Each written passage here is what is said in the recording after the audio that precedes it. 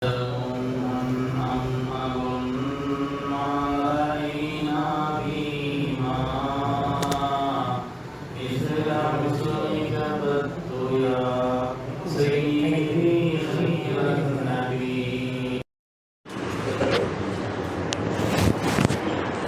முஃமினீன்களே, நமது உயிரினும் மேலான கண்மணி ரசூலுல்லாஹி ஸல்லல்லாஹு அலைஹி வஸல்லம் சொன்னார்கள், மன் ஜஅலல் ஹுமூம ஹம்ம வாஹிதன் ஹம்ம ஆஹிரத்திஹி கஃபாஹுல்லாஹு ஹம்ம துன்யா.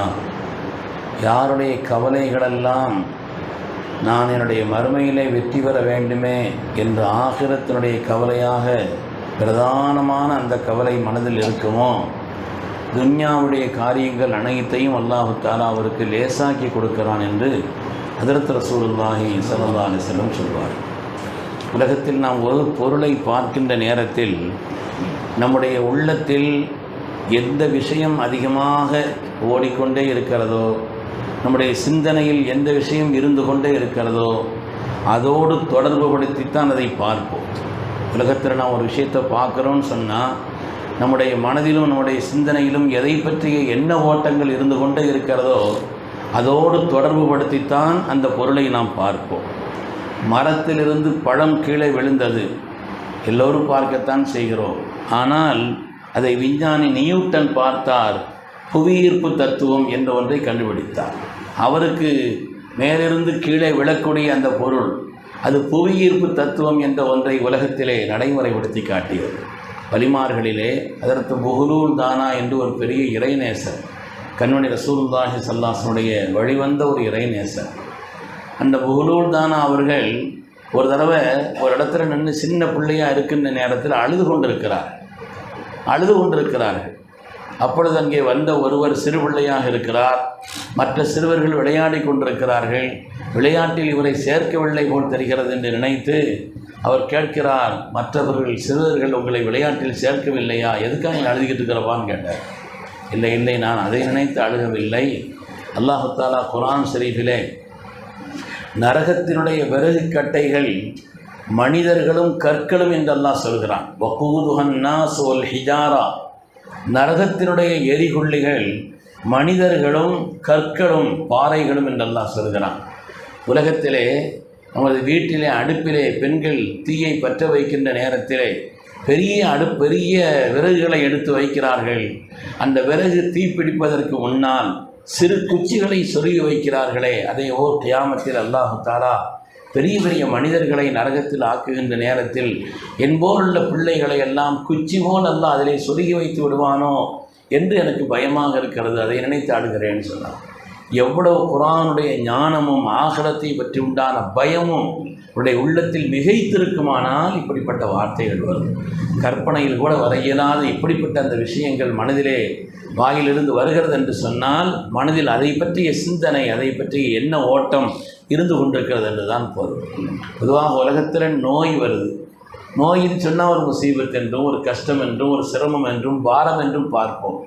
ஆனால் அபூ ஹுரைரா ரலியல்லாஹு தஆலா சொல்கிறார்கள், அவர்கள் நோய்வாய்ப்பட்டால், உடல்நிலை சரியில்லாமல் இருந்தால் அவங்க சொல்லுவாங்களாம், உலகத்தில் ஒவ்வொரு இபாதத்துக்கும் ஒரு கூலி இருக்குது, ஆனால் எந்த இபாதத்திலும் முகஸ்துதிக்கான வாய்ப்பு இருக்கிறது. அல் மரது லா யதுகுலுஹு ரியாஉன் வலா சும்ஆ, நோய் என்ற அந்த வியாதிக்குண்டான கூலி இருக்கிறவரால் நோய்வாய்ப்பட்டால் அல்லாஹ் அதற்கு கொடுக்கக்கூடிய கூலி இருக்கிறதே, அதில் எந்த முகஸ்துதியும் கிடையாது, அதிலே கிடையாது. தனித்த ஒரு கூலி மாத்திரம்தான். எனவே மற்ற இபாதத்துகளிலே முகஸ்துதிக்கு வாய்ப்பு இருக்கிறது, ஆனால் நோயின் வழியாக ரப்பு கொடுக்கக்கூடிய கூலிக்கு அது கூலி மாத்திரம்தான், முகஸ்துதிக்கு வழி இல்லை என்று சையதுனா அபூ ஹுரைரா ரலியல்லாஹு தஆலா சொன்னார். அலி ரலியல்லாஹுடைய வாழ்க்கையில் நடந்ததாக ஒரு நிகழ்வு சொல்லப்படுகிறது. ஒரு நாள் அலி ரலியல்லாஹு உடம்பு சரியில்லாமல் படுத்திருந்தாங்க. அவங்கள விசாரிக்கிறதுக்காக ஹஜ்ரத் சித்தியக்குல் அக்பர் அவர்கள், ஹஜ்ரத் உமர் பின் கத்தாப் ரலியல்லாஹு அவர்கள், ஹஜ்ரத் உஸ்மான் கனி ரலியல்லாஹு 3 பேரும் நோய் விசாரிக்க வர்றாங்க.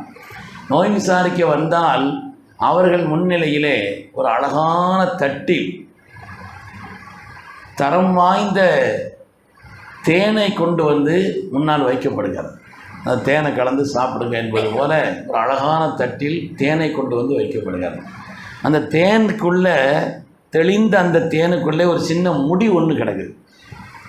இதை பார்த்த உடனே அதில் செய்துனா அபூபக்கர் சித்தீக நாயகம் ரலியல்லாஹு அவங்க சொன்னாங்களாம், இஸ்லாம் என்பது இந்த தட்டை விட பிரகாசமானது. இஸ்லாம் என்பது இந்த தட்டை விட பிரகாசமானது. இதில் ரப்பினுடைய திக்ர் இருக்கிறதே, அல்லாஹுடைய திக்ர் செய்வதில் ஒருவருக்கு இன்பம் ஏற்பட்டு விட்டால் அது இந்த தேனை விட தித்திப்பானது. அதேபோல் இஸ்லாத்தினுடைய சட்ட திட்டங்கள் என்பது இந்த முடியை விட நுட்பமானது, இந்த முடியை விட நுட்பமானதுன்னு சொல்லி அதை பார்த்த உடனே அவங்களுடைய உள்ளத்தில் ஒரு கருத்து. அதை பார்த்தவொடனே அதற்கு உமர் ரலியல்லாஹு தஆலா சொன்னாங்களாம், சுவனம் என்பது இந்த தட்டை விட பிரகாசமானது, அதில் உள்ள சுகங்கள் கொடுக்கப்படக்கூடிய இன்பங்கள் என்பது தேனை விட இனிமையானது.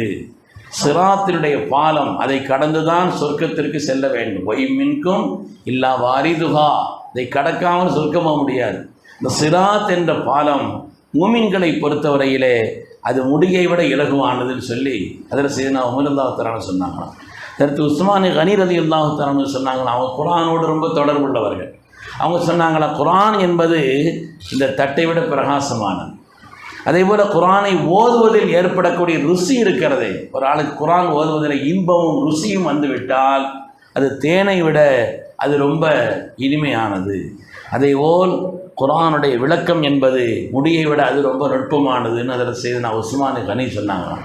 எல்லாத்தையும் கேட்டுட்டு இருக்கும்போது அலியில்தான் சும்மா இருப்பாங்களா? உடல்நிலை சரியில்லாமல் இருந்தாலும் கூட அறிவின் சிகரம் அதற்கு அலிநாயகம் சொன்னார்களாம், இங்கே வந்திருக்கக்கூடிய பெருமக்கள்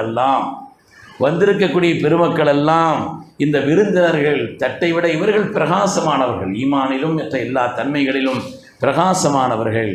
அவருடைய சொற்கள் ஒவ்வொன்றுமே தேனை விட அது தித்திப்பானது. அதேபோல் அவருடைய உள்ளங்களெல்லாம் முடியை விட மிக மென்மையானது என்று அதற்கு அலி ரலியல்லாஹு தஆலா சொன்னாங்களாம். இந்த 4 பேருடைய இந்த சொல்லையும் பார்க்கும் பொழுது உள்ளத்தில் ஈமானிய பண்பும் இறையச்ச வாழ்க்கையும் ஆகிரத்தை பற்றி உண்டான சிந்தனையும் மறுமை தொடர்பான அந்த எண்ணங்களும் இருந்து கொண்டிருக்கிற காரணத்தினாலே எதை பார்த்தாலும் அது தொடர்பான அந்த சிந்தனைகள் வருகிறது என்று பார்க்கிறோம். அதனால தான் ஸல்லல்லாஹு அலைஹி வஸல்லம் சொன்னாங்க, உலகத்தில் வாழுகின்ற நேரத்தில் ஒருவருக்கு சிந்தனையெல்லாம் ஆகிரத்தினுடைய சிந்தனையாக, மறுமையினுடைய சிந்தனையாக, எதை பார்த்தாலும் என்னுடைய மறுமை என்னாகுமோ என்ற ஒரு கண்ணோட்டத்தில் அதை பார்க்க அவர் தன்மை இருக்குமானால் நிச்சயமாக அவருடைய துன்யாவினுடைய காரியங்களையும் கூட அல்லாஹ் லேசாக்கி கொடுப்பான் என்று ஹஜ்ரத் ரசூலுல்லாஹி ஸல்லல்லாஹு அலைஹி வஸல்லம் சொன்னார். அல்லாஹ் தஆலா நம்முடைய சிந்தனையை, ஆகிரத்தின் சிந்தனையை பிரதானமாக ஆக்கியல் புரிவானாக. அதை கொண்டு அல்லாஹ் நம்முடைய துன்யாவின் காரியங்களையும் எந்த சிரமம் இல்லாமல் அல்லாஹ் லேசாக்கி அருள் புரிவானாக. சிறந்த தீனையும் சிறந்த துன்யாவையும் சிறந்த ஆகிரத்தையும் அல்லாஹ் நமக்கு நசீபாக்கி அருள்வானாக. ஆமீன் ஆமீன் யா ரப்பல் ஆலமீன். வஆகிரு தஅவானா அனில் ஹம்துலில்லாஹி ரப்பில் ஆலமீன். சுப்ஹானல்லாஹி வபிஹம்திஹி.